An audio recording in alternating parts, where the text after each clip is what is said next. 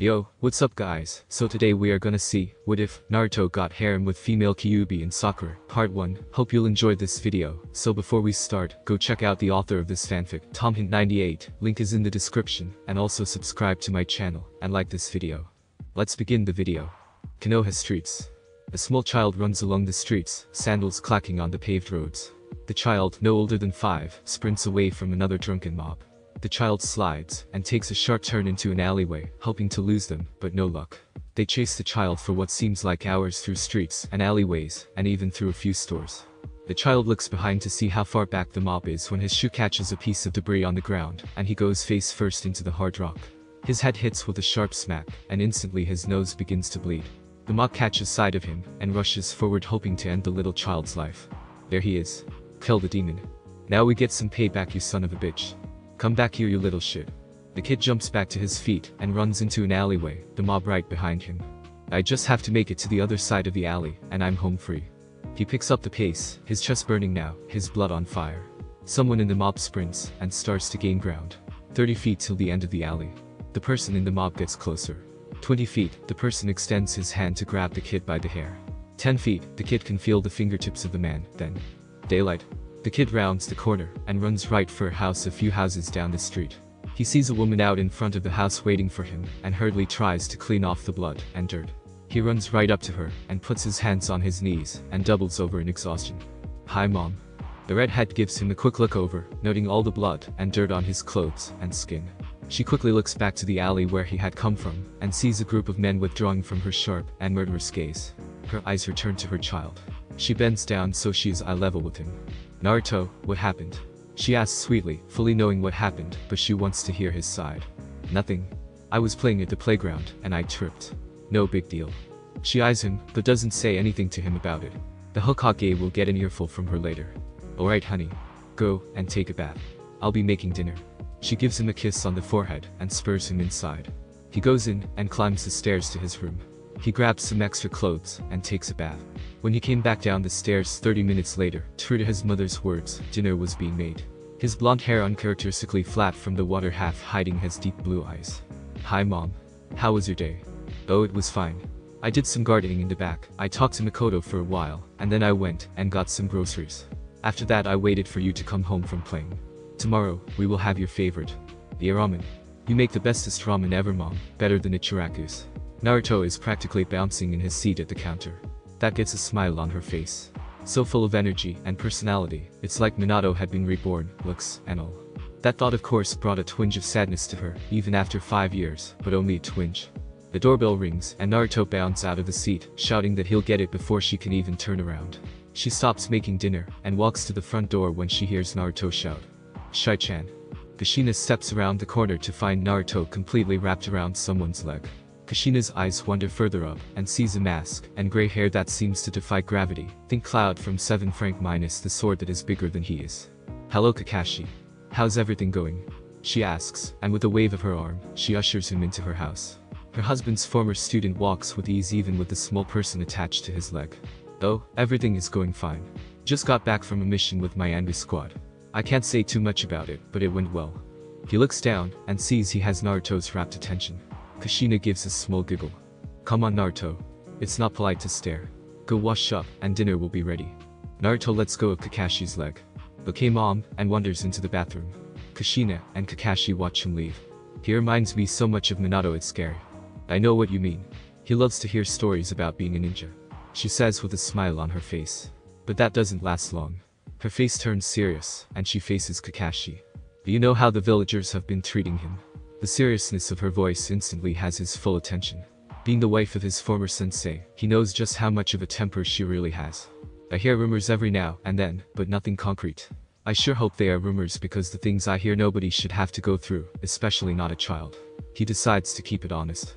She likely knows anyways, no point in lying to her about it. Things are worse than I thought. Can you watch him tomorrow? I need to talk to the Hokage in the morning." He shrugs. "Yeah, that's fine. I have nothing else to do tomorrow, not even giving it some thought. Thanks, and please try to be on time. I was late last time for a doctor's appointment." She rounds on him with a fierce look. "Oh, and if I find out you let him read that perverted Sanin's work again, you will regret it. I'd rather not have to give him the talk yet." She looks like she is giving him freezes over hell in an instant. Kakashi nervously shifts his weight under her glare. And don't tell him any of your gruesome ninja stories. He had nightmares for a week. He rubs the back of his head nervously. Yeah, sure. No problem. Out of sheer habit, he reaches down into the pouch at his waist and starts to pull something out before he realizes his mistake and hopes she doesn't realize it. Too late. Kushina catches a bit of orange before it disappears back into the pouch. Kakashi, that it better not be what I think it is. Because if it is... Mom, what are you threatening Shai-chan now for? Asks Naruto right beside her. She looks from Naruto to Kakashi. Yes, Shai-chan, what am I threatening you about this time? She asks, and waits for him to answer. Now he is really sweating. Nothing, Naruto. Your mother was just giving me some instructions for tomorrow.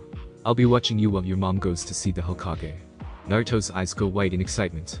He hurriedly looks from Kushina and back to Kakashi. Really? Really, Mom? Really? Really? Really? He is vibrating from anticipation. Kushina laughs at her son's antics. She crouches down and puts her soft hands on his shoulders, making stop moving for a second. Yes, it's true. I have to go see the Hokage tomorrow. But Shai-chan is staying for dinner too, right? She asks in a not-so-asking manner. Kakashi sighs. He's trapped, and there is nothing he can do about it, besides break the little boy's heart. He didn't really have anything else to do, but he doesn't like being forced into something, even though he would have said yes anyways. That's fine. I've no plans anyways. Naruto jumps with enthusiasm. Come on, let's go before dinner burns. Time skip next morning. Kakashi appears in front of Kushina's house in a whirl of leaves. Great. I'm 3 hours late. Kushina's going to have my ass on a spike roasting over a pit this time. He opens the front door, and to his surprise, he finds Kushina just getting ready to leave. I thought you had an appointment with the Hokage this morning. He asks carefully. Oh, it's not an appointment. I just show up, and he usually sees me. I told you the wrong time because I knew you would be late. Naruto's already up and playing out back.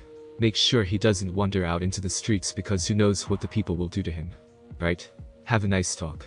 She smiles at him and gives him a quick hug of appreciation before disappearing before his eyes. A hint of red stays briefly as an afterimage. Hokage Tower, a few minutes later. The Hokage is sitting at his desk doing the accursed paperwork again. His senses pick up something moving very fast. He gives a sigh and puts his hands on the piles of papers so they wouldn't go flying. A flutter of wind and the door to the Hokage's office bursts open. The third Hokage doesn't even look up. He resumes his work after the wind dies down. He hears the door close. Hello, Kushina. To what do I owe the pleasure? His eyes don't even migrate off the paper. I need to have a talk with you about how the village is treating my son. She strolls over and sits in the chair across from his desk, not even waiting for the Hokage to acknowledge that he has time to talk. She must be serious. Better not leave her disappointed. He pushes the stack of papers he was working on a second ago and finally looks up at her. Alright. What about Naruto? Are you aware of how the village is treating him? Just yesterday he came home after being chased through the streets and alleyways with a bloody nose. What do you want me to do? He isn't a shinobi, so I can't offer him protection from Anbu since he has a living parent. There's nothing I can do about how the village treats him. The only thing I can do I've already done. You mean the little law banning the adults from talking about the Kyuubi? What good is that going to do him? The children of the parents may not know the specifics. They will still pick up the attitudes of their parents, and it will be no different. Her voice is starting to rise in volume. I'm sorry, Kushina. My hands are tied. I want to do more, but I can't. Fine, if you won't do something about it, then I will. I will not have my son, who is a hero, grow up in a place so rooted in hatred that they won't see the truth. The Hokage gives her a hard stare. Just what are you planning to do? She stands out of her chair and begins to pace around the room. Her voice is surprisingly calm. We are leaving Konoha. And what makes you think you can just stroll out of here and not expect us to come after you? Because you still value the lives of the shinobi who serve under you. Don't forget that I still am one of the highest ranking ninja in the whole village. I don't have the name of the Red Death of Konoha for kicks. But don't worry. We won't be leaving for good. Just for a while so my son doesn't grow up hating those around him. When I deem it is time to return, we will. He will be assigned to a genin squad and he can choose where he wants to go from there. The Hokage sighs again. This woman is definitely a pain in my old ass. And what will you do about assassination attempts? You have kept Naruto's father a secret for now, but it may leak eventually. She stops pacing, and if looks could kill, he would have been burned to a crisp in seconds. Are you threatening to reveal Naruto's father? No, I am simply giving you more to think about the consequences of leaving. Here in Konoha he will be safer from assassination attempts than out in an isolated part of the woods. Kushina scoffs. Yeah, but it wouldn't surprise me if some of the citizens decide to play assassins themselves. You said it yourself, you can't do anything to protect him from harm. While the possibility of the father being revealed exists, it will only happen if someone we trust tells someone else. And any assassin, or hunter nin for that matter, will meet a swift death by my sword. Seeing how Kushina isn't giving him any leeway or any other options other than letting her go or label her a missing nin, he chooses the former. Go, and take your son, but on one condition. You will return, and help the city in times of invasion if needed before Naruto returns. She thinks it over for a second. It is pretty reasonable. She was expecting a deal like this. It is just something to make sure she stays close to the city. Deal. Good. I will help with what I can. Supplies, weapons, building materials. I will also allow you to get into the Namikaze grounds to gather any you wish to teach him that you don't know yourself. Thank you, Lord Hokage.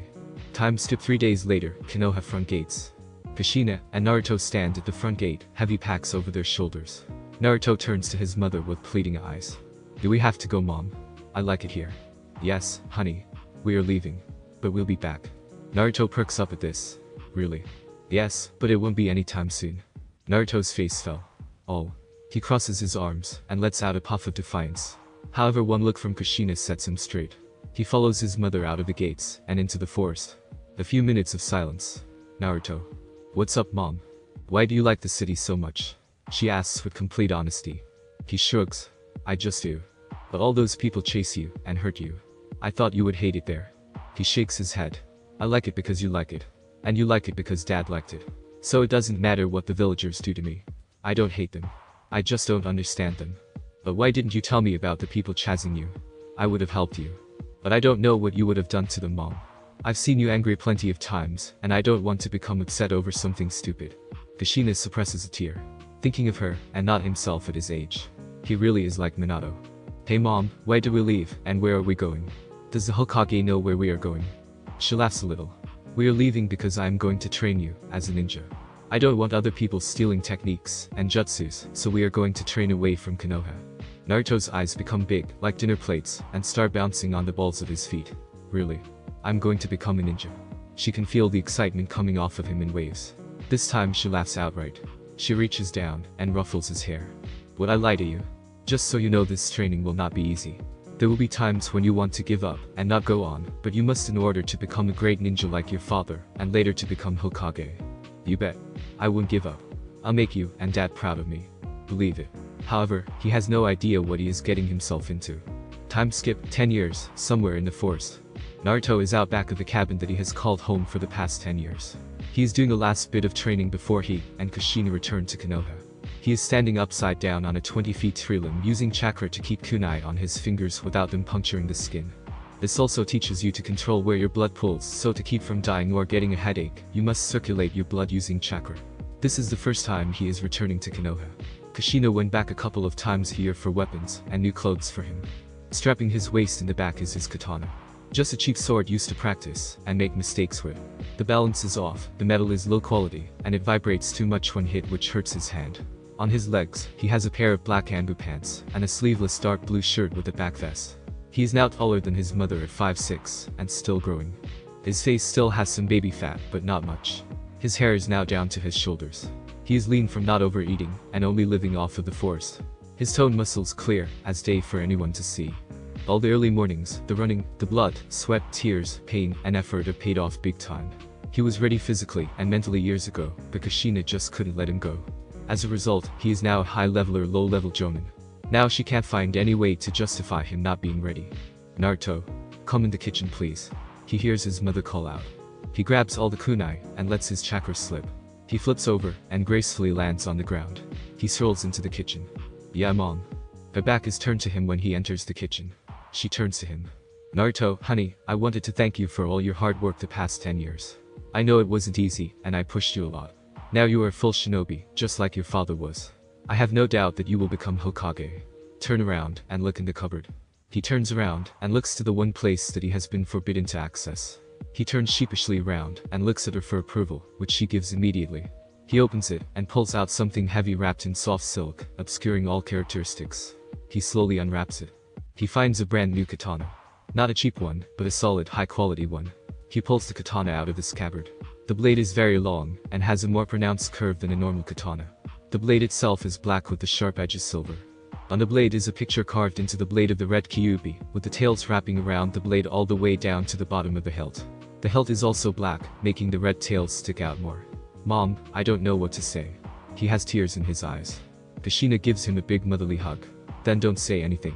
I got that a few years ago when I learned your chakra type. The blade is made to channel wind chakra, extending it far farther than normal. Thank you, Mom. It is wonderful. I don't even know how to begin to thank you. She laughs. Don't thank me, you earned it. Put it on, and let me see how it looks. He does so very enthusiastically. He carefully puts the blade back in the sheath and hurriedly takes off his old katana and puts the new one on. The hilt just meets his hand while it is naturally hanging. It's perfect in size. The blade may be a little longer than I'm used to, but I'll get past it. He gives his mother another hug and thanks.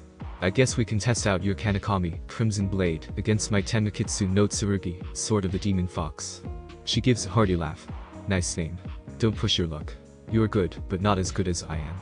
I am still the Red Death for a reason. Ha, that was more than 10 years ago, Ba-chan. A tick mark appears on Kushina's forehead. What did you call me? A dark aura surrounds Kushina. But Naruto doesn't budge. I called you Ba-chan, an old lady. A huge grin on his face. In a flash, Naruto is punched through the thick timber wall and spills out into the woods. Kushina sighs. It's a good thing that we are moving, otherwise this would need to be repaired. I'd better go and collect my son before he goes to sleep. She moves outside and kneels over her son who is still lying on the ground. Come on. I didn't hit you that hard. Get up, we still have to get moving. She watches his eyes open and her grins. Sorry, but the princess is in another castle. She looks at him, confused. What are? Proof. The Naruto on the ground disappears in a puff of smoke, only to be replaced by a log. Kushina growls in annoyance. Get down here now unless you want to carry all our belongings on your own. She calls out. In a flurry of wind, Naruto appears in front of his mother laughing quite hard. You fell for it. I didn't think it would work. At this point he doubles over with laughter. Alright now. Let's get going.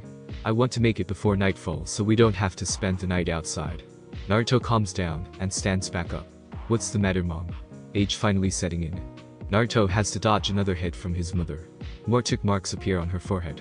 She maneuvers him around to where he is between her and the cabin and lands a kick on his chest, sending him through the open door. He rights himself and skids to a halt before slamming into a wall or something worse. That wasn't nice, Mom. Get going. She snaps at him. Hi, Ka-san. And he disappears to pack. Time skip 5 hours, Konoha front gates. Kushina and Naruto land in front of the main gates. They have been pushing a fast pace the entire time, not slowing once. Naruto is slightly winded, but not in bad shape. Kushina notices his slightly out-of-breath posture. What's the matter, Naruto? Can't keep up with an old person like me? She asks innocently. Naruto smiles. Ha, you can't get mad at me for calling you old now. You just admitted it. Damn. She didn't think you would pick up on that part. I have the right to get mad at anybody I choose for whatever reason I see fit.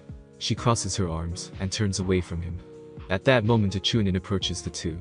Excuse me, Lady Uzumaki, but the Hokage is expecting you. An evil grin passes over Kushina's face. Time shift 10 minutes later, Hokage office. A familiar chakra signature rushes up the stairs.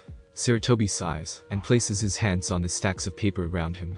True to his senses, the door flies open and a flash of red. He finds Kushina sitting in his office chair eating an apple. What's going on, old man? He sighs once more and takes his hands off of the papers. I thought you would have brought your son with you. Anyways, I have assigned him to a Genin squad. He's to report to the 7th training field at 7 AM tomorrow without eating breakfast. Kushina is about to object when Hiruzen holds up a hand to stop her. Before you say anything, that is his teacher's orders. Just as Kushina is going to say something, another burst of wind flies through the large room. This time the Hokage didn't have time to place his hands on the papers, and they scattered throughout the room. A yellow flash, and Naruto joins his mother sitting in front of the desk eating an orange. What took you? His mother asks him. Sorry, I was peeling this orange outside the window, and I forgot to watch when his hands came off the papers. He gives a shrug and continues eating the orange. Naruto Uzumaki, it is a pleasure to meet you after 10 years. The old Hokage says with a genuine smile. It's Namikaze to you. This gets Hiruzen's eyebrow to rise. You told him. Kushina just looks at Sarutobi. Of course I did. Would you want to grow up not knowing who your father was and why he wasn't here? So you told him about the Kyuubi too, I see. Yes, and that was a fun conversation. Flashback 7 years ago. Naruto walks into the living space in the cabin, finding his mother sewing in a rocking chair.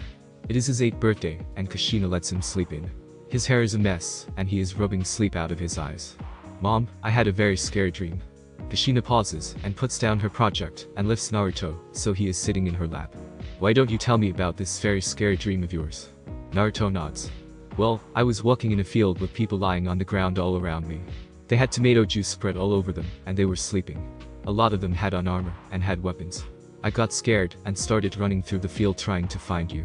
I got to a hill, and I saw a really big red fox with a lot of tails staring at a huge frog with a man standing on top of its head. Kushina freezes. She knows exactly what he is talking about. She may not have been there, but she heard from witnesses what happened, but she doesn't interrupt, and he continues. The man and the frog attacked the fox, and I watched for a while, but then a big person with white robes came down from the sky, and talked with the man. I couldn't hear what they were saying, but the man on the frog held something up, and the man in white took it, and a big flash happened. When the light was gone, the fox was gone too, and the man on the frog fell off, and went to sleep too. Tears streamed down Kushina's face. To hear it from the Hokage is one thing. To hear it from your son who had a dream about it is something completely different. A great wave of sadness overcomes her. Then I was in a tunnel with a huge cage with a piece of paper written on it. I went closer to read the paper when a big red fox jumped out and hit the bars. And then I woke up. He turns to see what his mom thinks and sees the tears. Mom, why are you crying? She wipes the tears from her face and gives him a smile. I was just thinking about your father. What was he like? Well, he was kind and brave and thoughtful and caring. He was the nicest man in the world. I wish I knew who he was. I hadn't planned on telling him this so soon, but I won't keep him guessing. Naruto, do you remember all those people in Konoha who chased you around? He nods. Do you know why? He shakes his head. Well, the day you were born there was an attack on the town. Yeah, the Kyuubi. Kushina laughs lightly. It was the Kyuubi, the most powerful of the 9 Biju. It was so powerful that not even the 4th Hokage could beat it. So instead he had to seal it in something. She looks at him making sure he is with her. Her face becomes serious. That is sealed in you. At first there was no reaction. He just stares at her. She lifts up his shirt and places a hand on his stomach. She channels a bit of chakra onto his stomach, and to his amazement a seal with a spiral at the center appears. Whoa, cool. This is the seal that the 4th Hokage used. That fox you saw in the cage is the Kyuubi no Kitsune. He will be there until the seal is broken or you die of old age. She takes her hand back and lowers his shirt. That seal is special. It is very powerful, so powerful that the 4th Hokage had to give his life in exchange to use it. Honey, the 4th Hokage is your father. Your real name is Naruto Namikaze. And flashback. I won't use the name Namikaze until I reach Chunin level, so I will still go by Uzumaki. And I will change my name to Namikaze after my son takes the name, as well. Sounds like a plan. Now, if you don't mind, I have to get back to work. Naruto, I already have your first mission. Kushina smiles knowing what is coming, but Naruto runs straight into it. Really? Do I get to fight some missing nins? The Hokage grunts in amusement. No, your first mission will be to collect the papers you blew off my desk, and arrange them exactly how I had them before. You have 5 minutes. Go. Oh crap. Time skipped 3 hours, Kushina's house. Naruto walks in the door after taking a stroll around the neighborhood. He smells dinner cooking, and migrates to the kitchen drooling. I know that smell. He enters the kitchen, and his nose is correct. Kushina is making a huge amount of ramen. Dinner will be ready in a few minutes, honey. Naruto snaps out of his daze. I'm going to unpack for a few minutes. He turns to leave the kitchen. Naruto, wait. Don't unpack. She stops in mid-step. A confused look comes over his face. What do you mean don't unpack? It means just that. Don't unpack your things. You won't be staying here. Now he is lost. Mom, what the hell are you talking about? She stops working on dinner for a second. You won't be living with me. She sees his face contort into a hurt expression. Before you jump to conclusions, I want you to hear me out first. He nods, and she returns to the ramen. A minute later, the plate is piled high with the savory noodles. He grabs a pair of chopsticks, and digs in. Kushina watches him eat for a few moments before eating at her normal pace speed. About halfway through she clears her mouth, and talks to her son. So back to you not living here. I don't want you to get the wrong idea. I would love for you to still live here. Then why does he manages to make out with a mouth full of noodles? Naruto, what have I told you about eating with your mouth full? The quick glare makes him chew and swallow. Better. Now, as I was saying, I would love for you to still live with me, but I think it is time for you to go and have a place of your own. I believe that you are responsible enough now that you can take care of yourself, and you need to learn how to live on your own. I have talked to an apartment owner earlier today, and have arranged for you to live there. You will pay half the rent, I will pay the other half. You will pay for your own food and laundry and any other items you may need. Now that doesn't mean you can't come over to have a meal with me, but I will not be your primary source of food. I want you to grow up, and this is part of it. So don't feel like I'm kicking you out because I don't love you. That couldn't be further from the truth. I love you so much, but I have to let go and let you become independent. Naruto listens to all this, and simply nods. I get it. It may be interesting, but I would still rather live with you. I don't want you to get lonely. I'm the only one you have had to talk to for the past 10 years. Always thinking of others. Don't worry about me. I have friends here that I need to catch up with. And I make friends pretty fast. Once we are done with dinner, I'll take you to your apartment. Okay? How did you get one so fast? We haven't even been here for 5 hours. Oh, I have my ways. I'm not going to tell him that the landlords of 3 different apartments wouldn't let him stay there because of the Kyuubi. I can't wait to see the looks on their faces when they learn that Minato is Naruto's father. Naruto's apartment, 10 p.m. Naruto yawns and stretches. Time to get to bed and another lesson. For a few years now, the Kyuubi has been giving Naruto lessons in how to mold and control the Bijuu chakra and how to use it in new jutsus or use it in existing ones. As exhausted as he feels after the lesson is over, he looks forward to it. Naruto climbs into bed. He instantly decides that he doesn't like it. It is very hard and lumpy, some springs were broken, and the bed frame sinks to one side. As soon as he has the money, he is going to buy a new bed and a frame to match. As soon as his eyes close, Naruto feels himself being pulled into his mindscape. He opens his eyes and finds himself in front of the enormous cage of the Kyuubi. However, Kyuubi is so far back that the darkness hides him. Hey, fuzzball, wake up. It's time for my lesson. He kicks the cage to make his point across. Suddenly the Kyuubi lashes out and hits the cage hard. The impact reverberates through the metal bars, and Naruto feels the vibrations in the ground. Teeth bared and snarling, the Bijuu continued the assault on the cage. You know, for the wise fox you claim to be, you sure are stupid. You never learn that those bars will never bend, never break. How dare you, you insolent brat. I am Kyuubi no Kitsune, the strongest of all Bijuu. Don't you dare talk down to me like some insect, the Kyuubi snarls. Naruto sighs. He does this every night, and wastes 10 minutes of ranting and raving before finally being the old and wise fox that he claims to be. Look, cut the shit already. You don't scare me while you are behind those bars, so there is no need to put on a show every night. Kyuubi glares at him. After a few seconds his glare softens, and a slow chuckle reverberates from the beast. But this is really the only time I get to act like this. Any other time, and you berate me for not letting you concentrate. And besides, this is how I say hello. You know, I'm not usually one to comment on the way others work, but I doubt saying hello with a mouthful of teeth and a snarl that sent my blood cold the first couple of times doesn't really help with your relationship with others. Shut up and change the scenery already, will you, so I can get some exercise.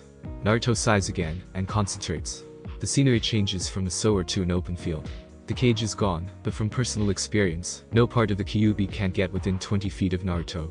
Every time the Kyuubi tried, a piece of paper with the word seal on it would smack whatever part of the Kyuubi got too close. It was hilarious to see the great fox get beat on again and again by a piece of paper. Kyuubi rolls his eyes. Oh, I don't know. How about the same thing we do every night, Blondie? Tried to take over the world. Ha ha. You're very funny. Now cut the shit. Insolent brat. Tonight I am going to convince you to summon me. Kyuubi watches as Naruto's eyebrows climb into his hairline. They go so far up that they are lost in his blonde hair. Kid, you may want to grab hold of your eyebrows before they float away. Naruto glares at Kyuubi. Before you get your panties in a wad, I'll tell you how it will work. First off, I will still be sealed, as I am tied to you through the seal your bastard of a father put on me. I can appear when you summon me. You will have to modify the seal so it lets out more of my chakra than normal. When you summon me, we will still be tied through the seal, so I can't fully escape. Also, you will be able to use my chakra while I am out in your world, because your coils have interacted so much with my chakra over the years, that my chakra that they have mixed, making a third chakra that naturally has Bijuu chakra. It may not be as fast as mine, but it's still there. Second, I will be like a regular summon. I can talk, fight, hell I can sing, and dance if I wanted to. But unlike normal summons, I don't have other summons like messenger summons, and the like. Also, changing the seal may have some side effects. What side effects? Naruto asks cautiously. First off, more of my chakra will naturally leak out, so you won't be able to hide the fact that you're a Jinchuriki. Also, your appearance may change. I can't tell you specifically, but you may sprout tails, have permanent claws, have more of a snout than a human mouth, and so on. I don't really know the combination of the changes, but all of them can happen, and none of them can happen. And just letting you know, I do not share my summoner with lower summons. But what if I need to sign a contract? I'm pretty sure Jiraiya will want me to sign the Toad Scroll. I would like to be able to summon the same creatures my father did, something to remember him by, that isn't or looks. Maybe I'll allow it if you can convince me. And before you ask, yes, I can keep you from completing the contract. I won't tell you how so you can counteract me. Oh, and I wouldn't summon me too often, as people will freak out. Naruto listens to everything the Kyuubi says. He is a bit nervous about the summons, but having the Kyuubi in battle would be a huge advantage. He saw the risks and benefits, and decided the benefits way outdo the risks. The Kyuubi could be used for other purposes besides battle. Knowledge, insight, pools of chakra for others to use, riding on his back. Alright, but this is a trick. I will personally kick your ass, and reseal you myself. Great, now being the genius you are, it will take you a few weeks to perfect the seal alteration. After that you can alter other Jinchuriki seals too. Not all of them will have the same seal, but they all work on the same principles. Naruto nods, and a random thought pops into his head, changing the direction of the conversation. Hey, Fox, I was wondering something. You know the advanced healing your chakra gives me? Yeah, what about it? Kyuubi asks suspiciously. I was wondering if you could turn it into a bloodline trait. Kyuubi rolls his eyes. And why would I want to do that? Can you do it? Yeah, I theoretically can. I can turn anything into a bloodline trait, but it has to be something the person housing me has. I can't give you the Byakugan or the Sharingan from someone else. Naruto smiles. Great. Can you make my reflexes, enhanced senses, and the healing factor a trait? Why do you want that? You already have 2 bloodlines from your parents. Naruto blinks for a second. Wait, I have 2? I thought I only had 1 from dad. That's where I get my huge chakra reserves from, well that, and you. But what other one did I get from my mother? You have the ability to take another's bloodline trait.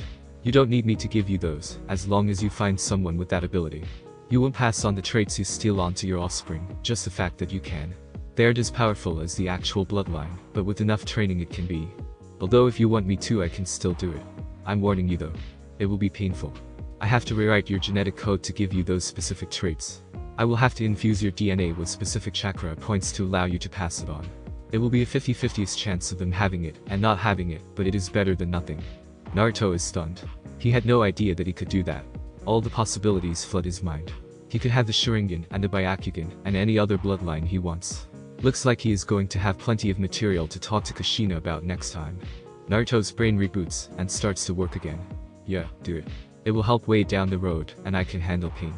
Time skip next morning 7 AM, training field 7. Naruto crests the hill and comes to field 7. He hadn't slept well.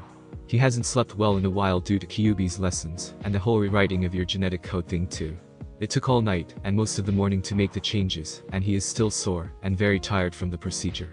He hadn't been allowed to sleep from the pain, and now he has to deal with it for the day. Today he begins a new life, the life of a shinobi. His first real goal is now complete. He has his new katana strapped around his waist like normal, and wearing a similar outfit to the one he traveled in yesterday. His blonde hair was held in check by a leaf headband across his forehead. He got it yesterday at his apartment from his mom. This headband was special. This was his father's. The band had been replaced, but the metal plate had scratches and buff marks all over it from close calls and endless hours of training.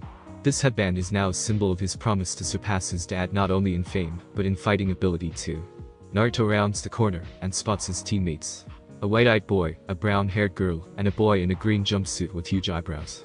They all look about the same age. He calmly walks up to them. Hi, I'm your new teammate. My name is Rock Lee, and I challenge you to a fight to show you my extreme youthfulness. He gets into a Taijutsu stance. Knock it off, Lee. The brown-haired girl elbows Lee in the head. Attend, and I just want to show him my extreme youthfulness. The girl rounds on him. And that's the problem. Don't scare off our new teammate because you want to fight. That's all you want to do is fight with other people, so don't do this one time unless Guy-sensei tells you to. Naruto speaks up. Am I missing something here? I thought the genin teams were made of 3 not 4. Hosh. You are most correct. A green blur, and a man in a green jonin vest appears in front of them. Naruto was staring at the man's face, or more specifically what is above his eyes. Holy shit. His eyebrows are bigger than Lee's. Pay attention, brat, bushy brows are talking. Hosh. I am Might Guy, leader of the Almighty Team Guy. It is a pleasure to meet you. Now introduce yourself, and tell us a little about you. Naruto sighs. This guy's enthusiasm puts Lee to shame. My name is Naruto Uzumaki. I am 15, and I didn't graduate from the academy. I trained with my mother in the forest for a while. I love ramen, training, my mother, and my goal is to become Hokage. I don't like arrogant people, badly cooked ramen, and sitting not working to improve myself or others. What a youthful speech. Who's your lovely mother now? Naruto eyes Guy. He better not try to put the moves on my mother. Her name is Kushina. You may know her as the Red Death of Konoha. His team stares at him, all except the white-eyed boy. The girl's mind is going wild. No way. His mother is my idol. Maybe I can meet her and teach me a few things. Team, introduce yourselves. Hi, Guy-sensei. My name is Rock Lee. I want to become the greatest Taijutsu master in the world. The girl speaks up next. My name is Tenten, and I want to become the strongest and most well-known in the world. Last, but not least, the apathetic white-eyed boy. My name is Niji Hyuga. I don't have a goal, as it is my destiny to serve the Hyuga family in whatever fashion I'm told. That's a wonderful outlook on life. Hosh. To answer your earlier question, it was the Hokage's choice. From what I heard from him, your main strength is combat, and Team Guy is an assault group. We have been a group for about a week, and our main focus is to charge right up the middle. Team Kakashi is also an assault group, Team Asuma is a support group, and Team Kurenai is a tracking group.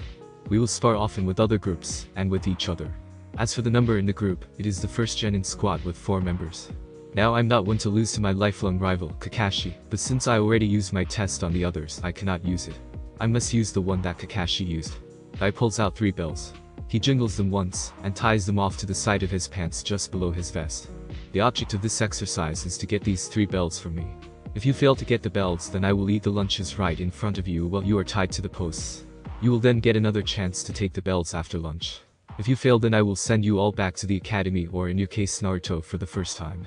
You have until noon. You had better come at me with killing intent or you will not get them. You may begin. At once the 3 younger genins vanish. Guy is surprised to see Naruto is still standing there. Haven't you heard of Naruto? I said to begin.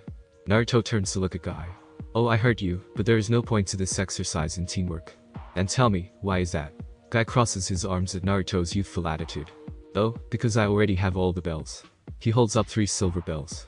Guy instantly looks down, and sees the bells still attached to his waistline. Jinjutsu, he thinks. When he looks up, he sees Naruto with his katana out, and slices the bells off Guy's pants, and, as they fall, Naruto rolls, and neatly collects the bells in his hand. I win. Needless to say, the Guy is stunned. This was a genin, the lowest in the ranks of ninjas. How was he able to outsmart and outdo a jonin? Obviously he is no mere genin in level. Kushina must have trained him extensively. Guy sighs. You got the point of the exercise immediately, but you didn't include your teammates. I should fail you for ignoring your teammates, but I sense that you just wanted to get this over with. I don't think that you should abandon your teammates or betray them, so I will conclude this exercise. Guy gives a sharp whistle. Within 10 seconds all the genin are back. Lee is the first to ask. What is the meaning of calling off this shining way for us to prove our youthfulness? Naruto shows them the bells, his katana still out. The 3 stand there, thunderstruck. How did you do? Stars Stanton. When she is cut off by Lee. Hosh. What a display of youthfulness.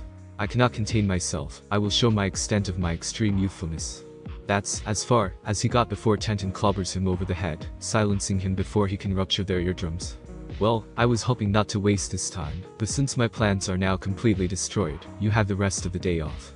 Meet here tomorrow at 9 AM to start training, and begin our missions. Guy uses the body flicker, and disappears in a cloud of smoke. Can I kill that bastard in the green jumpsuit?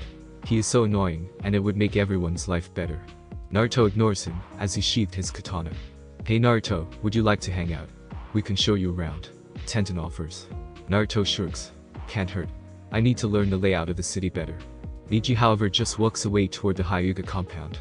What's up with him? Naruto asks, confused. Tenten just looks after Niji, and shakes her head. He has a stick up his ass so far it comes out his mouth. Something about you can't change your destiny, and all he sees is a life of forced servitude. Naruto looks back at Niji's retreating form, and can't help but feels sorry for him. Time skip 3 weeks. 25 D-rank missions later, and Naruto is lying comfortably on his new mattress and bed frame.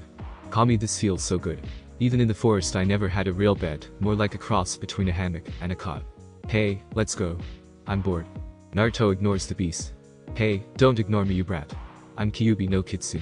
I will not be treated like this by the likes of a measly human. You know, it's hard to sleep with your bullshit. Kyuubi roars in fury. You know, I wonder what the other Biju would think of the Kyuubi needing. What term did you use? Oh right, a measly human to keep you entertained. Kyuubi roars again, and tries to bash the cage into pieces. When I get out of here, I will tear you limb from limb, and I will enjoy eating every last bit of you. Whatever. I just want to get a real night's sleep on my brand new, very comfortable bed. I'll teach you a new one that can surpass the one found in the scroll.the Kyuubi bribes. This gets Naruto's attention. The one he found, and mastered with the Kyuubi's help is an air ink. He thinks about it, and decides a new job will be better than getting sleep, which he can do almost any time. Fine, but it better not be some kind of trick just to get me to play fetch with you. Time skip next morning. Naruto wakes due to a blaring alarm. Weeks ago he figured out he had to set the alarm across the room, and around a corner, so his body wouldn't turn it off or send a kunai through it. He gets up and looks at the clock out of habit. 5 a.m. Damn, I'm tired, but Kyuubi was right. That was worth it. Naruto allows himself a smile. He can't wait for a chance to actually use it. Training in his mind is much like training in the real world. He can create clones that learn and transfer knowledge to him as they dispel. This is just an expansion on one he already knew. It was relatively easy to master and get to a higher level, which included demon chakra. It took the A rank ninjutsu to SS rank. It took a lot out of him, but it is his ultimate. Since we don't have any missions today, and Guy Sensei gave us the day off, I can spend some time with mom and get her to answer a few questions. Naruto gets out of bed and makes himself some breakfast. After he finishes, he gets on his training outfit and proceeds to run 6 laps around Konoha. An hour and a half later, Naruto stumbles into his apartment about to collapse from exhaustion. Note to self: don't run that far after learning something new from Kyuubi. He makes his way to the bathroom where he sheds his clothing and steps under the scorching water. The heat has 2 purposes. 1. To thoroughly clean him, and 2. Make him sleepy, not that he needed much help. Once done with the shower, he puts on a pair of orange boxers and falls on his bed. He is out before he hits the mattress. Time skip 4 hours. 10:30 a.m. Naruto wakes slowly. He rolls over in his bed only to fall out of his bed and land roughly on the cold floor. Now that there isn't a chance that Naruto is going to fall asleep again, he gets up and puts some street clothes on. He bounces lightly with each step. He has to admit, 4 hours of sleep and a hot shower do wonders for exhaustion. He grabs his katana that is mounted on a wall for easy access and takes it out of the scabbard. He then places it on the coffee table in front of his couch and pulls out his cleaning supplies. He oils the blade, powders it, and then polishes it until he can see his reflection in the metal. The whole process takes an hour from start to finish. He takes very good care of his Tenmakitsu no Tsurugi. He doesn't want it to mold or rust, which would ruin the blade. With that done, he puts the supplies away and sheathes the sword and straps it on. He grabs his keys, wallet, and leaves. A short walk later, and he walks into his mother's front door. "Ka-san," he calls into the house. No answer. "Hey, Ka-san, where are you?" He walks into the kitchen and looks out the back window to see Kushina with the Kanekami going to Kata's. A grin breaks out over his face, and he opens the door and silently draws his Tenmakitsu no Tsurugi. He waits for the opportune time. A few minutes pass. As he waits, he watches her and sees the beginnings of his chance. Now, in a flash, he covers the distance between the two in less than a second. As Kushina brings her sword down, Naruto jumps overhead and brings his sword to bear as he descends. Kushina is so focused on her kata that she doesn't realize her situation until she sees Naruto's shadow. Her eyes flash up and bring a Kanekami to an overhead block. Naruto uses his momentum to drive Kushina back. He disengages the blades and sweeps at her legs. She jumps over his leg and takes a swipe at his midsection. As Naruto finishes the sweeping motion, he feels the air currents indicating he is in trouble. Planting his sweeping foot into the ground using chakra, he pushes off of it, sending him back and out of range of Kushina's counter. Not being one to just defend, Kushina presses Naruto. A flurry of quick strikes Naruto on the defensive. She is giving him no time to counter before attacking again. With a massive strike, Kushina clears Tenmakitsu no Tsurugi away from Naruto and plants a sidekick into Naruto's side. He staggers back a few feet and holds his side tenderly. Kushina is about to say something when Naruto launches himself at her. Stab, slice, parry, spin, and slice, kick, overhead strike, parry, stab, sweep, rising slice. Each attack is gracefully blocked, parried, or countered. Naruto feigns a slice to the right before spinning the other way, knocking a Kanekami away. Naruto jumps over her and places the blade of Tenmakitsu no Tsurugi over her neck. Behold, he commands, a smile ever present on his face. Kushina knows when she is beat. "I yield," she says dryly. Naruto gives her a smile before poofing out of existence. Kushina's eyes go wide. Babunshin. But now even Kagebunshin can withstand a strike. The real Naruto jumps off the top of the house and lands in front of her. She eyes him curiously. "How did your clone do that? I thought that a Kagebunshin would vanish after being hit." "Oh, that? Well, I found out that if I infuse my Kage clones with Biju chakra, they become much sturdier." She is astounded. He had never before even hinted that he could mold the Kyuubi's chakra, much less use it in practical jutsus. "Let's go inside. We have a lot to talk about." Kushina doesn't like the look he is giving her. "Okay. Go and wait in the living room. I'm going to shower. On second thought, why don't you make us some lemonade? There are fresh lemons in the fridge and a pitcher over the oven. I'll be down in 20 minutes. With that, she walks into the house before depositing a Kanekami on the couch and walks up the stairs. Naruto sighs and walks into the living room. He creates a clone to go and make lemonade.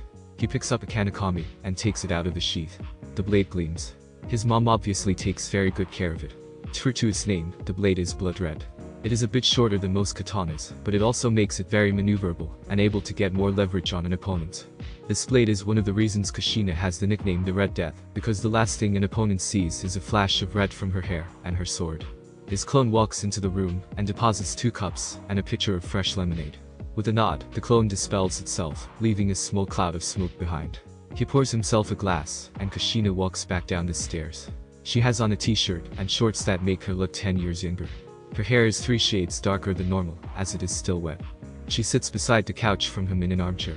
He sheaths a kanekami, and then hands her a cup of lemonade. "So when were you going to tell me you could use the Kyuubi's chakra?" she asks. "When were you going to tell me that I have 2 bloodline traits?" He fires back. Needless to say, she is absolutely shocked. "How did he find out about that?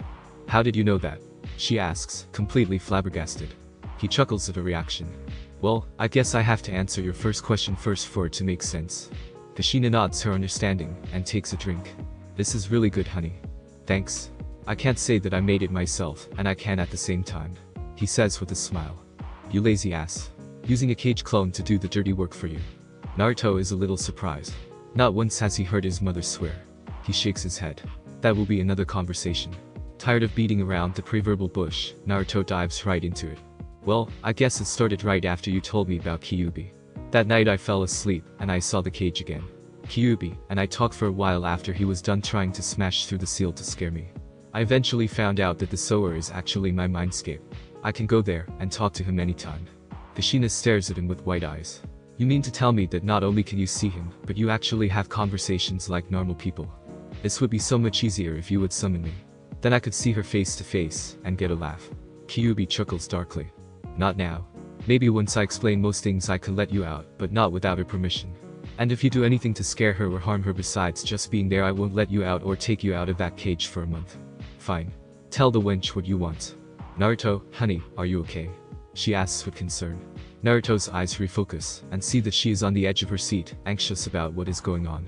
"I'm fine, Kasen. What I'm about to tell you may shock you, but don't freak out on me, okay? I can't promise anything, but I will try." Kushina gives him a hard stare. "Well, you see, I can talk to the Kyuubi without going into the mindscape. Dad made the seal so he is linked to my senses, and he can hear my thoughts. That's why I spaced out a second ago. I was talking to him." Kushina gives him a blank stare before erupting. "Are you crazy? You actually listen to him? On top of that, you act like he is a friend of yours that happens to live inside of you." Naruto covers his ears to keep them from bursting. He looks back at Kushina. She is red in the face and breathing hard. The cup in her hands is slowly crumbling under her white knuckle clutch. "Mom, before I get sent to the hospital, let me explain a few things. 1. The Kyuubi is not a bloodthirsty monster. 2. Yes, he is my friend. I kind of didn't have any out in the fucking woods almost my entire life. And 3.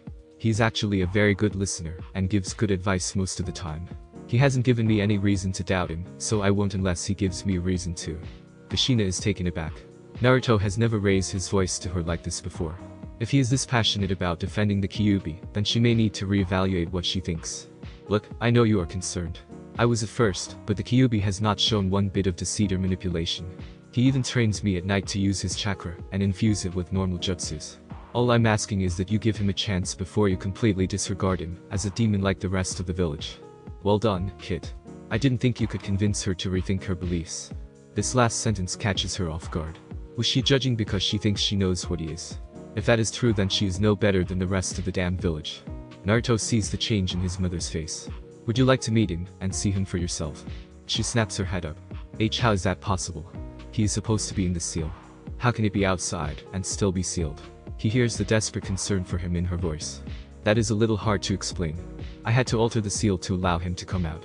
Seeing as Kushina is about to explode again, Naruto holds up a hand to stop her. "Don't worry. I checked and rechecked and checked the method again to make sure it wasn't a trick.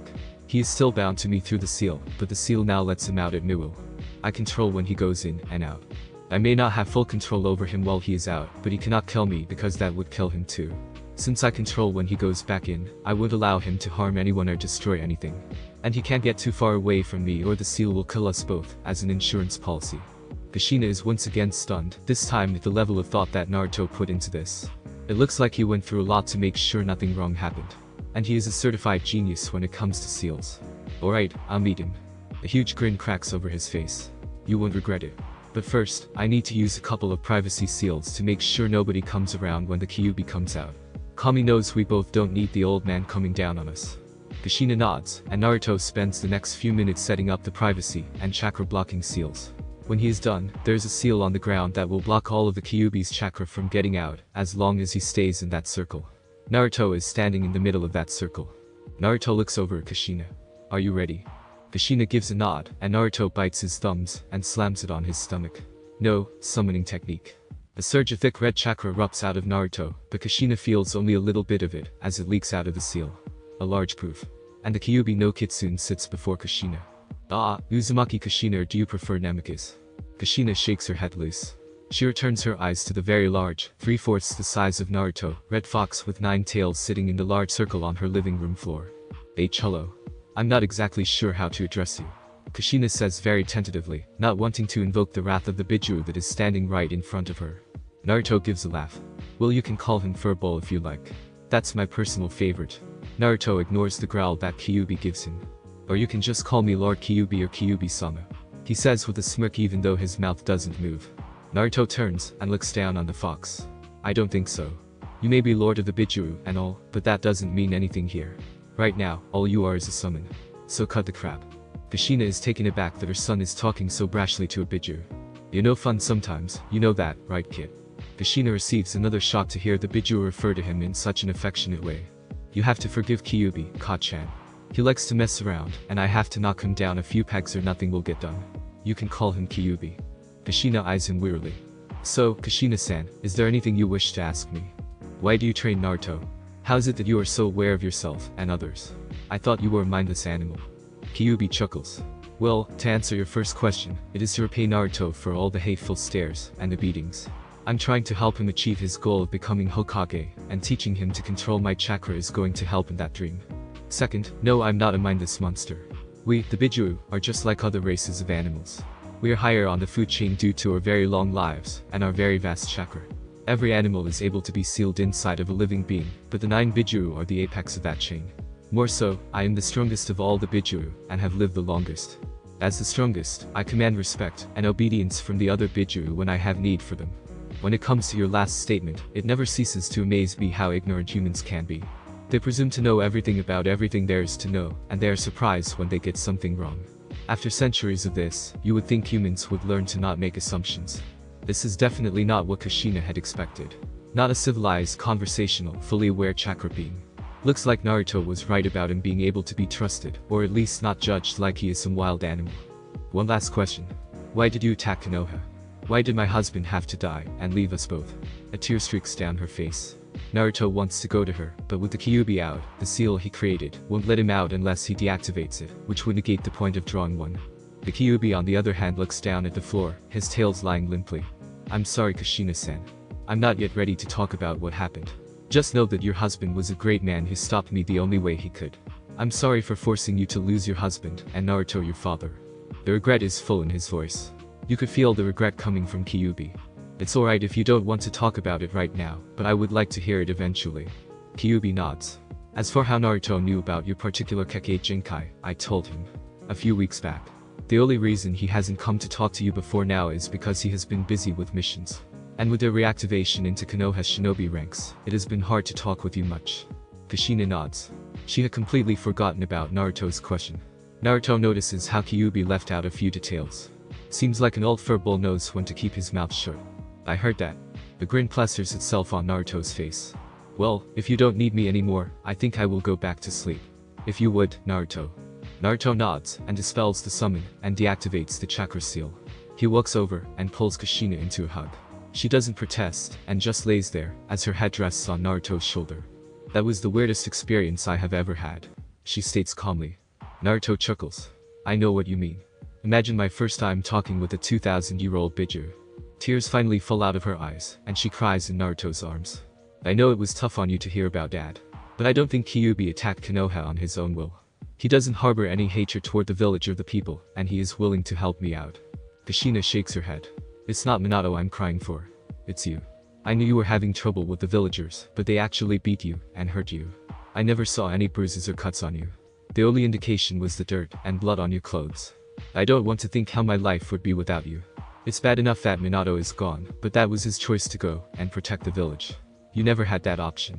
I'm sorry if you hate us, Naruto, but I will understand if you do. She tries to pull away from him, but he holds her tighter. I could never hate your dad. He didn't do it because he wanted to see me suffer or to see what would happen. He did it to save thousands of lives. If anything, I want to be like him. To be able to make the choice to give my life for what I believe in. And you never turned your back on me. Not once did you hate me for being a Jinchuriki or having the reason dad died inside of me the whole time, staring at you. You could have hated me along with everyone else, but you didn't. I could never be mad or angry at you for that. She feels more tears fall from her eyes, but these are happy tears. Tears that she couldn't hold back when one of her deepest fears had just been laid to rest. She just lies on his shoulder, enjoying the feeling of having her son alive, and full of love and compassion. So, why didn't you tell me about this particular ability of mine? Kushina sits up to look at him fully. I didn't tell you because I wanted you to be safe, and I didn't want you to be power hungry. Other clans would try to recruit you, and use that to their advantage. So you didn't want me becoming so power hungry shinobi bent on collecting Kekkei Genkai. Kushina nods her head. That, and I didn't want you to become a baby factory for some clan eager to expand its power base. Naruto nods his understanding. She was trying to protect him, and make sure he doesn't become some monster willing to go to any lengths to obtain power. Well, this has been an interesting conversation, hasn't it? Kushina laughs. That's the understatement of the decade. Hey mom, please don't tell anybody about Kyuubi being able to be summoned. I want to talk to the old man before I get in trouble for using it in battle. She nods her head. We hardly touch the lemonade. You know, I feel like having ramen. What do you say? On me at Ichiraku's. She gives him a smile.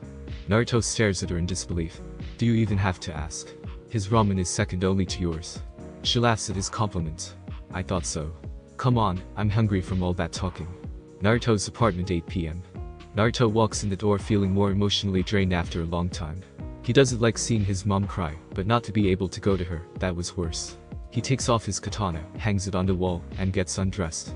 His mother wasn't the only stressful thing that happened today. He ran across Lee and Tenten on their way to Ichiraku's. After Tenten finished literally glowing, her face lit up like a multicolored Christmas tree. With admiration they joined Naruto and Kushina for some ramen. He didn't even get to say goodbye to his mom before being literally dragged off by Lee by his collar. The next part he would rather forget most. He had met with the Rookie Nine, as they call them. Kami knows he wanted so badly to give in to the Kyuubi's wishes, and just kill most of them at one point. Flashback 1 p.m, Yamanaka household. Naruto notices that he isn't being dragged anymore. He looks up, and sees that they have stopped outside a flower shop. Great, now my allergies will start to act up. He hopes his captors will take the bait. No luck, as they completely ignore him. You don't have any allergies. And you're welcome. Kyuubi says with a grin, or, as much as a fox can grin. Damn you. You're no help. For once, bet off your lazy ass, and help me think of a way out of this. He furiously thinks of Kyuubi. Lee lets him go, and Naruto seriously considers bolting away before a girl comes out of the shop. Hello Tenten, Lee. Who is this? She asks. Naruto looks up at her from the floor, as he has yet to get up. She has long, stray blonde hair tied in a high ponytail, and has purple all over her. She has a Konoha hit I-8 forehead protector over her stomach, and green eyes. In the manga they are green, not that you can tell since it is in black and white. Meet Naruto Uzumaki, our new teammate. He has been with us for some weeks, but he is kind of antisocial. We found him about to have lunch with his mother. Tenten informs her. Then Tenten remembers something, and squeals. Chino, do you know who I met today? Tenten asks excitedly. Ino shakes her head apathetically. Naruto just rolls his eyes.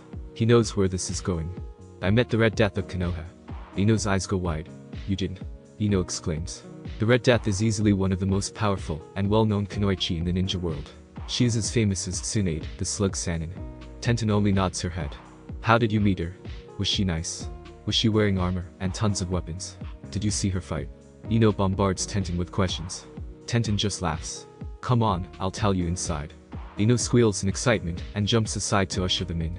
Naruto really doesn't want to go, but now he is trapped. He knows that they will look for him, and his mother will beat his ass for being impolite. Hesitantly, Naruto follows Tenten in. Once inside he finds a very open living room. It is easily the largest living room he has seen. Tenten and Lee walk in, and are greeted with a fancy-like A. From most people. He follows them into the living room, and the room stops. Totally silent. All of the genin stop where they are, mid-stride and mid-sentence. All pairs of eyes are on Naruto.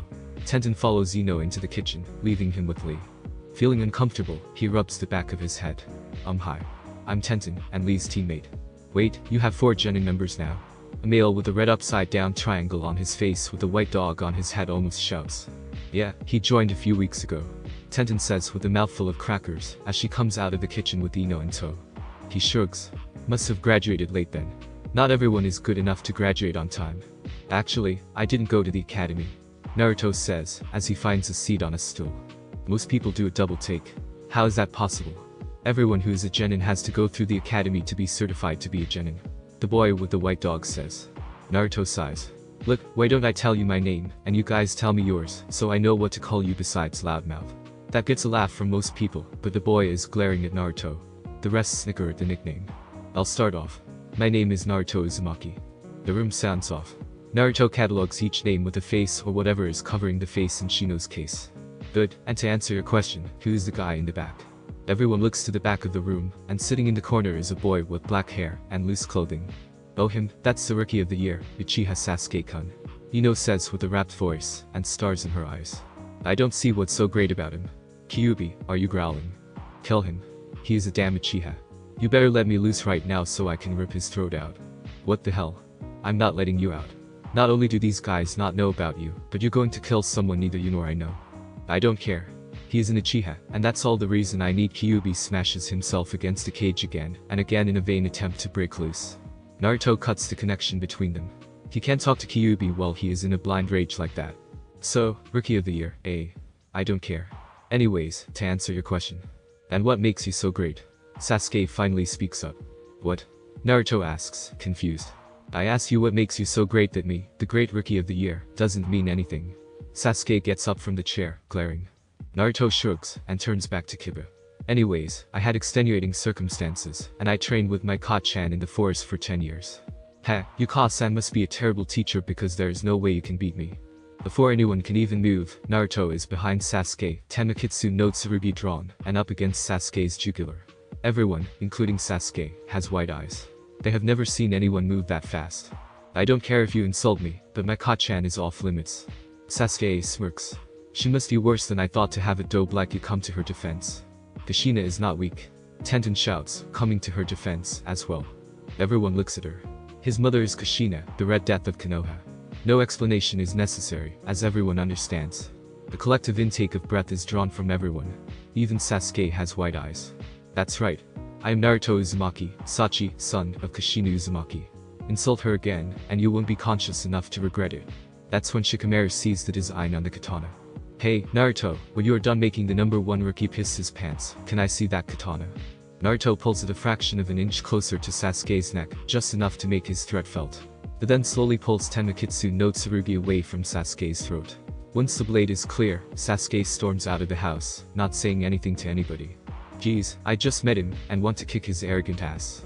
I'll help you in that department, as long as I get to eat him. Afterwards. Naruto is slightly surprised to hear that Kyuubi is so calm after his rant earlier.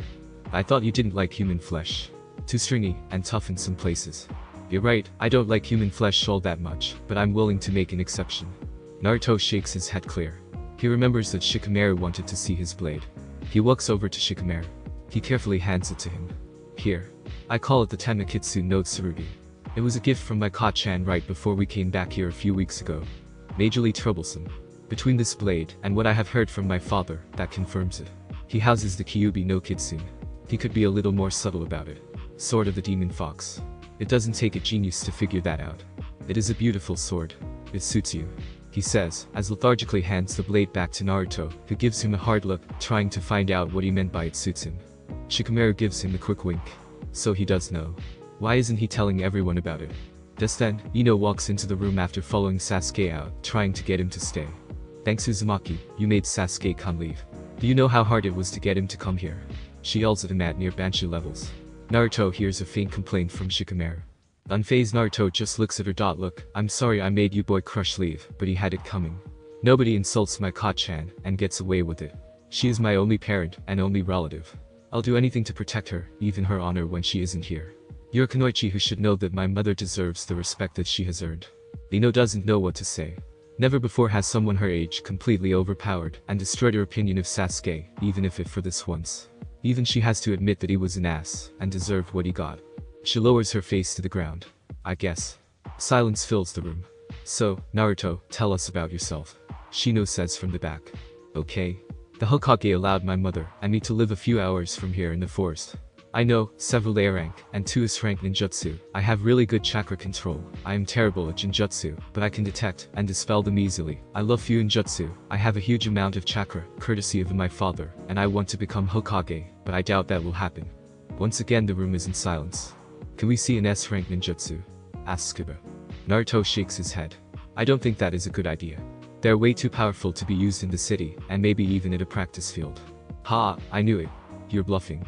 An eyebrow twitches. Really, you think I'm bluffing? Naruto holds out his right hand, and a small blue ball begins to form.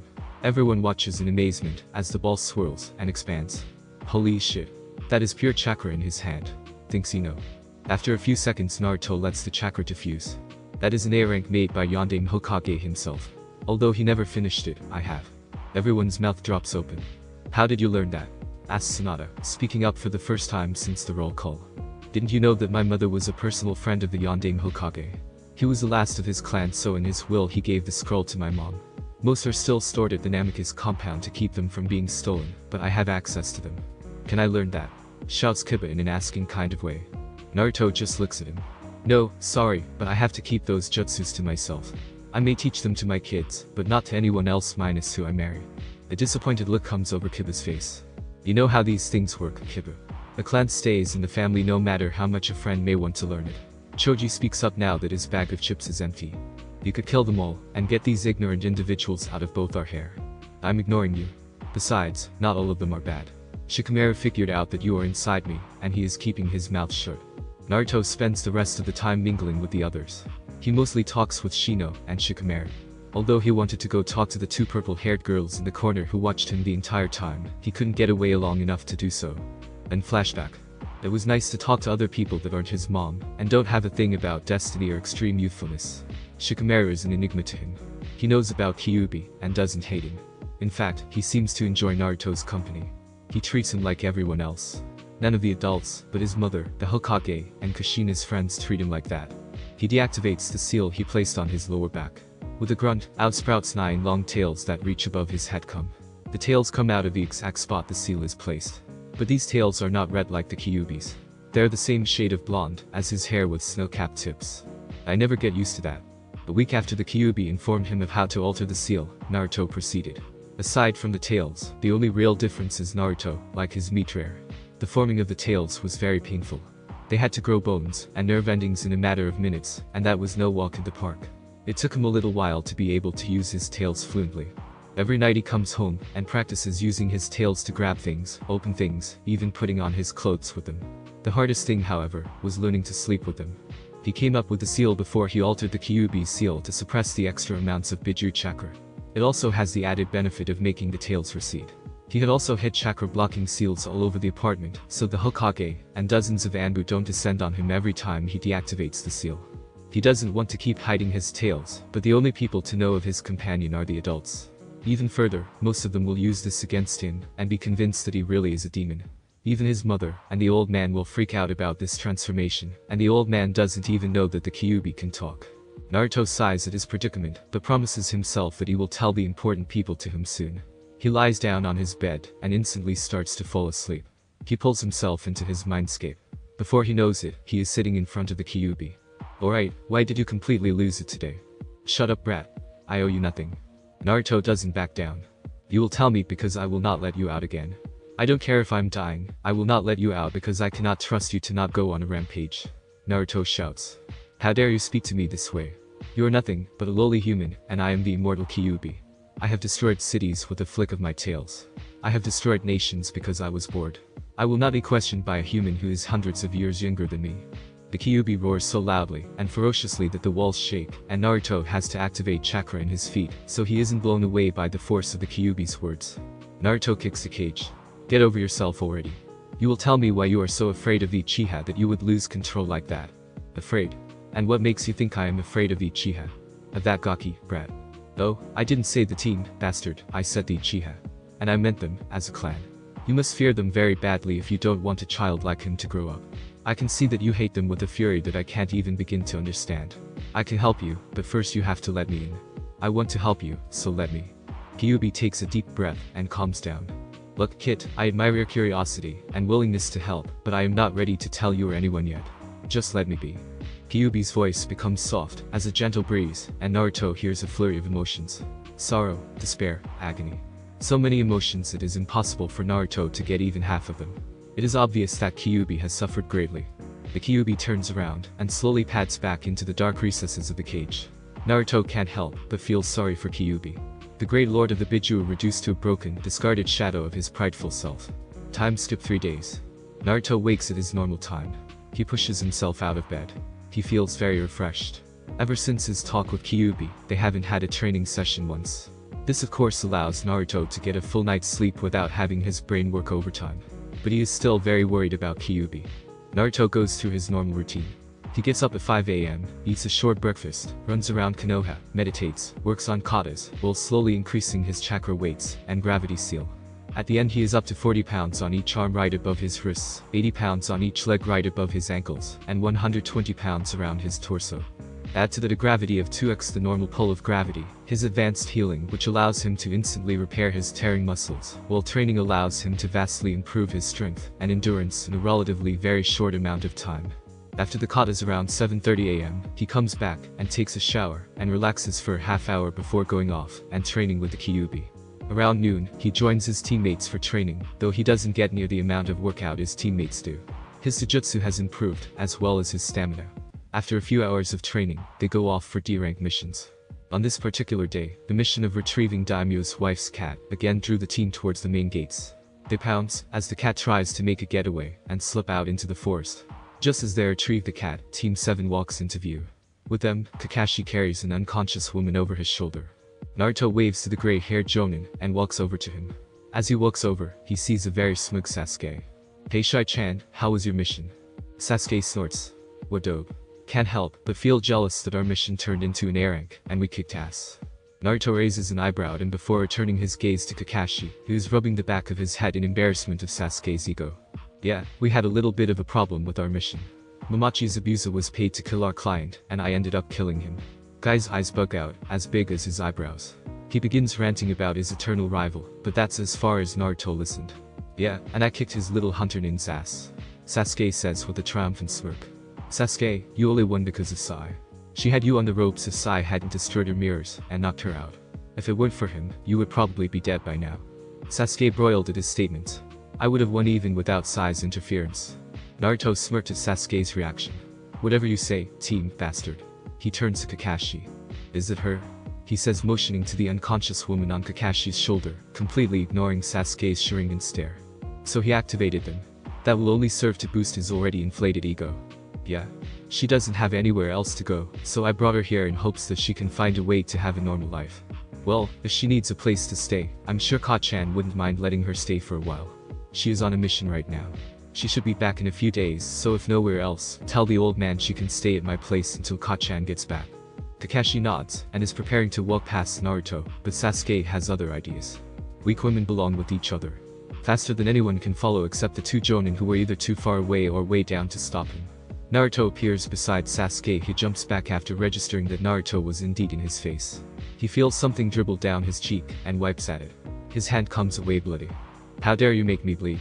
Do you know how precious my blood is? Sasuke shouts. Naruto licks the blood off of the nail that had scratched his cheek. I told you once, and I will not tell you again. Insult me all you want, I don't give a fuck. But insult my Ka-chan again, and you will be in the hospital for weeks. Do I make myself clear? Kakashi grabs Naruto's arm, and wheels him around. He looks at the finger that scratched Sasuke's face, and doesn't see any blood on the finger. Did you just do what I think you did? His voice is deadly serious. What?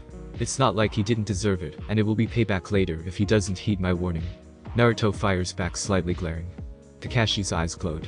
Your mother will hear of this, as will the Sandaime. And never again threaten a fellow shinobi. Do I make myself clear? Knowing that there is no point in arguing, he just nods his head.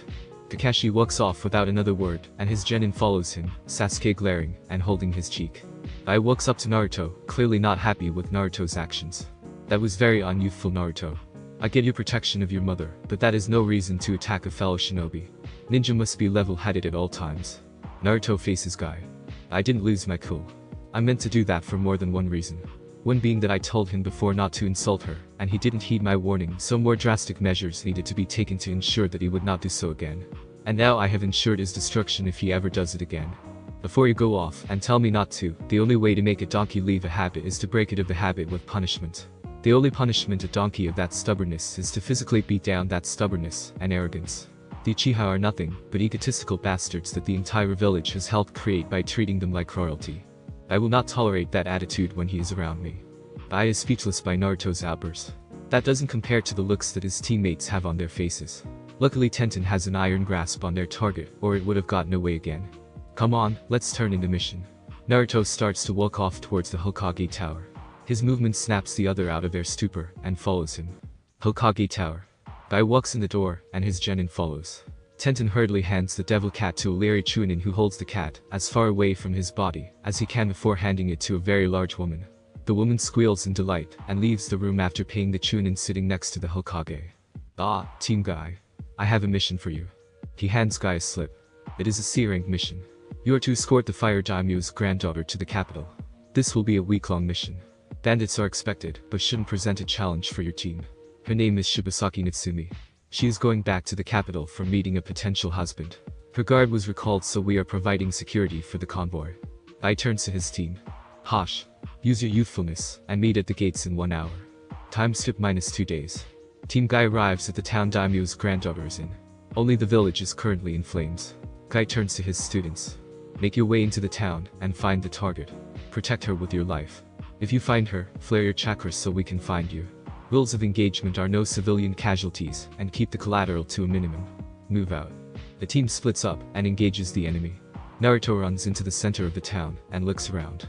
Buildings are aflame, scorched, and bludgeoned bodies of men, women, and children lay strewn across the ground. A tear falls down his face at the sight.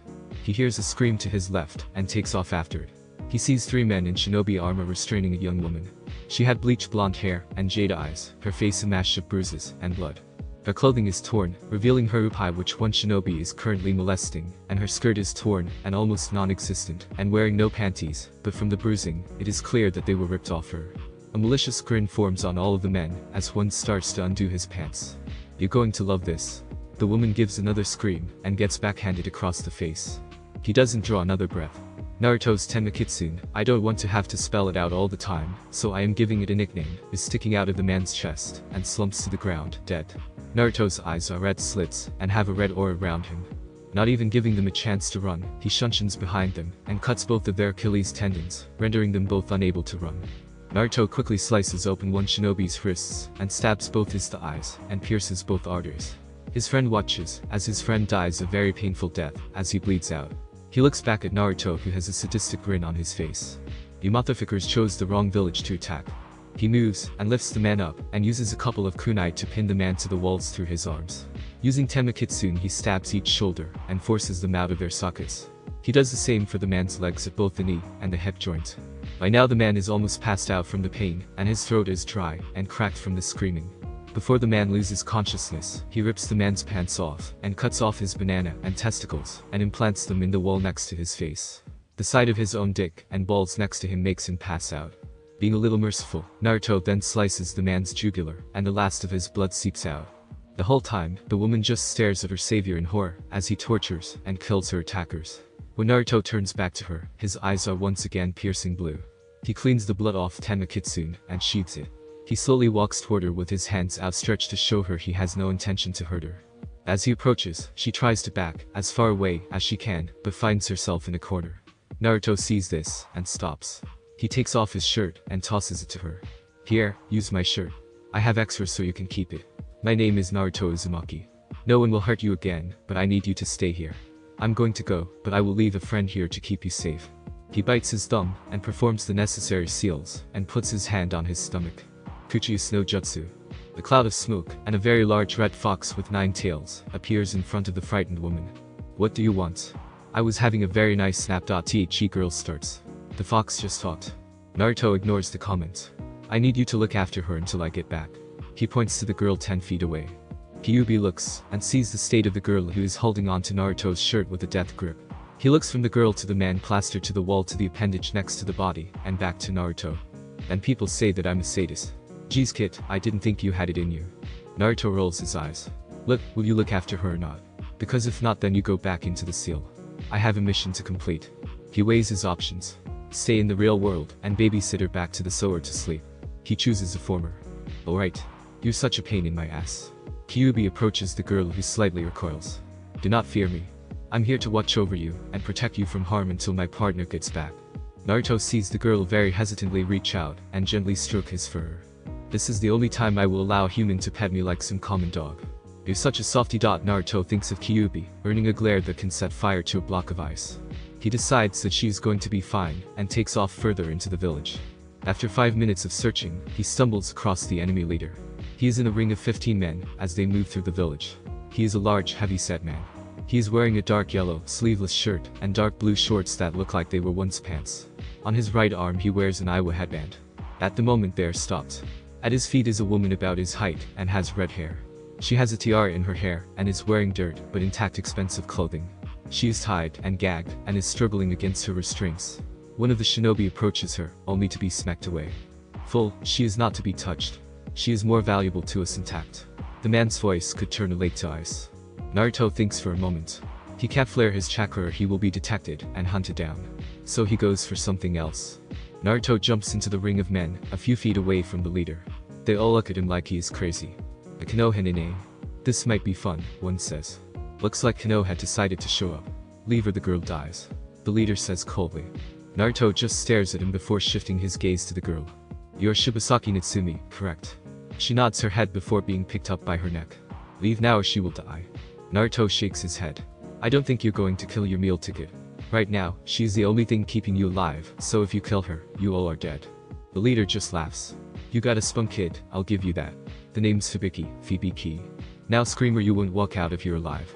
Naruto draws Tenmakitsune and rushes one of the men, who is sliced almost in half. He moves on to the second man. By now the circle has collapsed, and all 14, now rush Naruto. Naruto throws down a couple of smoke bombs. The entire area is obscured. Fibiki is looking around. His field of vision is slightly greater than his men, as he is at the edge of the cloud. The cloud disperses, and he sees Naruto surrounded by his men, swords pushed up against his neck and torso. Fibiki laughs. I like you. You have some balls, but when your equipment doesn't match the size of your balls, you get into trouble. Deal with him. He gives a dismissive wave and almost turns around. Something isn't right. Naruto is grinning. What's so funny? Your life must be pretty pathetic to be glad for it to be over. Naruto just laughs. Joke's on you. Proof. Naruto bursts into smoke. A clone. Very clever. But now you are going to pay. We don't need her to live, but it would have been a nice bonus. Say goodbye to your girlfriend. He reaches down to pick up Natsumi and lifts her up by her neck again and chokes her. She struggles for a few seconds before smiling. I told you. The joke's on you. Proof. The clone bursts into smoke. Fibiki is dumbfounded. How the fuck did he pull that off? She was right by his side the whole time. He hears something behind him and sees a massive red fox standing beside Naruto, who is holding Natsumi bridal style. He also has the Iwa halide 8 from Fibiki in his hand. Boss says you can have them. Naruto says before he shunsins away. Fibiki turns his gaze to the fox. A massive amount of killing intent, floods the area, making most of his men fall to their knees. The fox gives a feral grin and launches himself at the group. They never stood a chance. Village Square. Tenten, Lee, and Iji stand in the middle of the village square. They had yet to find any trace of Natsumi Shibasaki. Guy is about to call it quits when Naruto shunshin into the square holds that girl. He hands her to Tenten and gives the Hades 8 to Guy. Here, boss said he will be with you in a minute. The clone informs them before poofing out of existence. The team looks confused. They undo Natsumi's ties and sit her down. A few minutes later, the real Naruto joins them, a girl in tow. They all stare at his shirtless self to Mibi, who has set shirt on and a pair of Naruto's pants. Sorry about making you guys wait, but Mibi needed help. He takes a seat next to his team, and Mibi takes a seat a few feet behind him. Then they all feel it. A malevolent Kai washes over the entire area.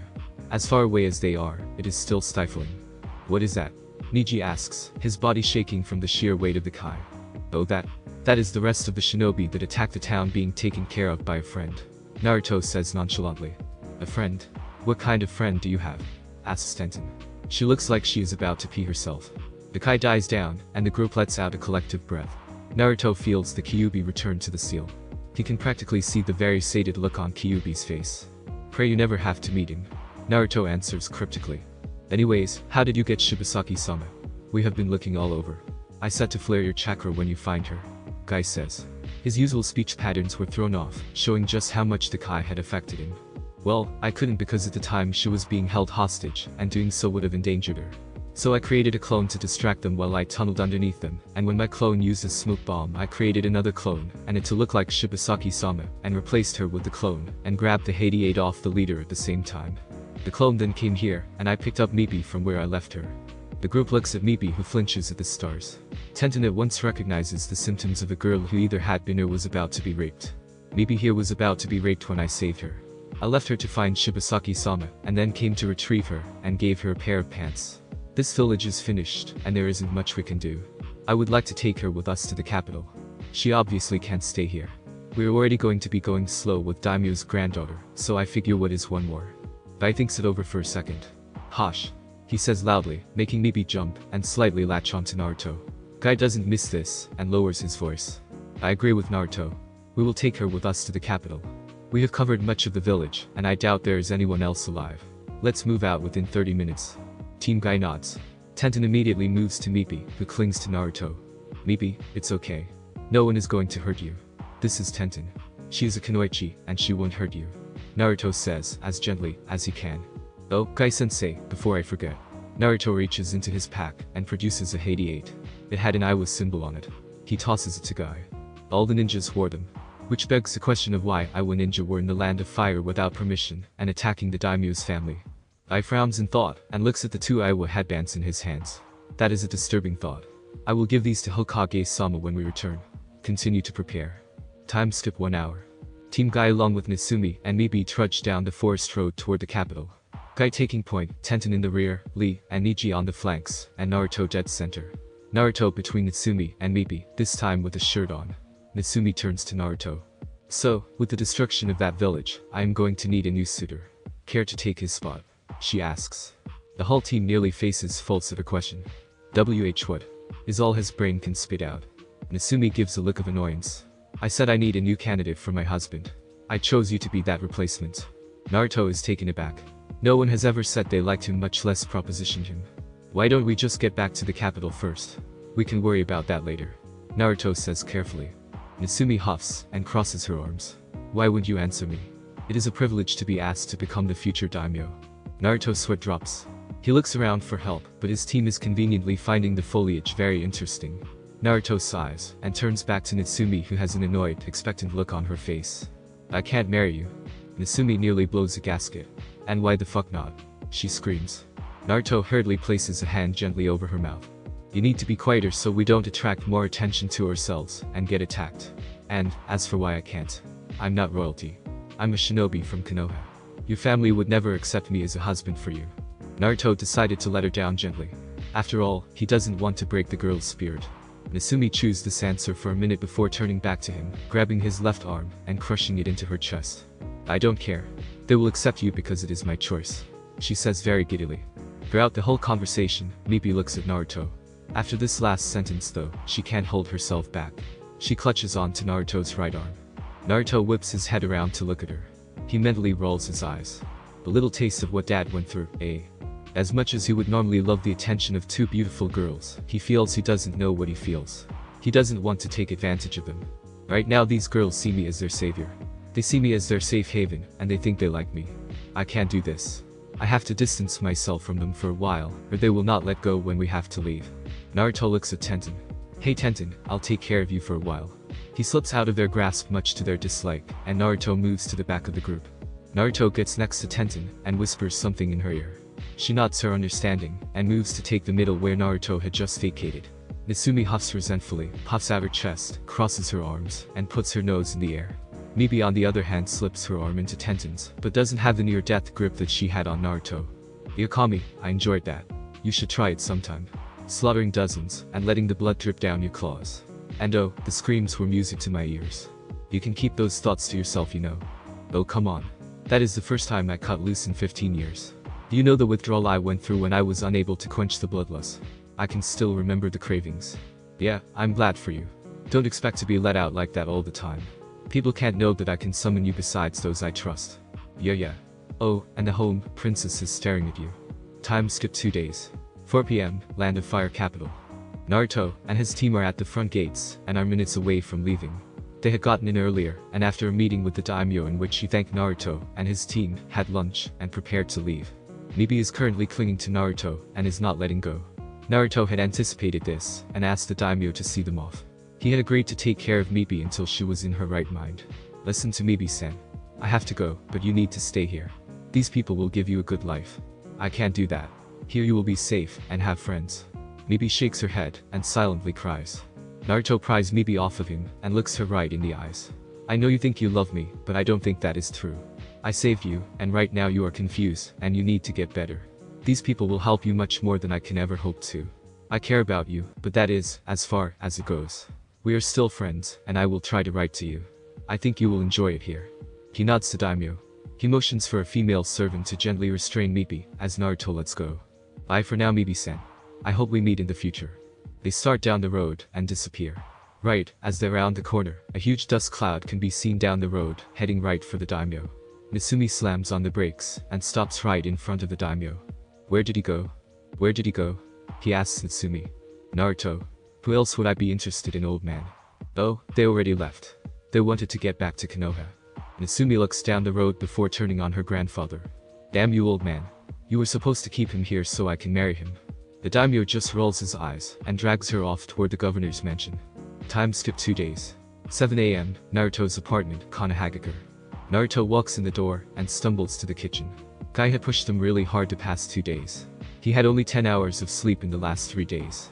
Naruto pulls out an instant ramen package, puts some water in it, and microwaves it. After 30 seconds in the microwave, a knock at his door distracts him. He tiredly walks over to the door and opens it. He finds Kurenai at his front door with a girl he has never seen. Can I help you, Kurenai-san? Naruto asks groggily. Yes. You told Kakashi that you could take Haku-san for a few days until Kushina gets back, right? Naruto searches his brain, which feels like wading through oil, until he finds the appropriate memory. Hi, yes, I did. Is this her? He motions toward the girl. She is wearing a plain red kimono, and has straight black hair and pale skin. Yeah. She was at my place since she awoke since you were on a mission. I have to leave on one now, so if you wouldn't mind taking care of her until Kushina returns, it would be a great help. Naruto just nods and yawns widely. Kurenai steps aside and allows Haku into the apartment. Jana. Bye or see you later, Kurenai says before disappearing in a cloud of smoke. Naruto looks back to Haku, who is looking around his apartment. My name is Naruto Uzumaki. I live here, and I am very tired. I just got back from a mission. Haku takes a short but deep bow. My name is Haku. My old master and I were defeated, and I was brought to life here, as spoils. Naruto raises his eyebrows at the term spoils. Look, I don't really care what you do, but I am incredibly tired. So after I eat I am going to bed. Do what you like, but don't leave the apartment. I don't want you getting lost and something happening. Haku just nods her understanding. Naruto gives her a quick tour of the place before going to the kitchen and retrieving his now cold ramen. Damn. If there is one thing I hate in this world, it is cold ramen. The growl coming from his stomach is demanding nourishment, and Naruto decides to eat it anyway. Once done, he flops on his bed and bounces several times. He is asleep before he bounces a second time. Thanks for watching my video, and make sure to check out the author of this fanfic. Link is in the description. See you next time. Till then, sayonara.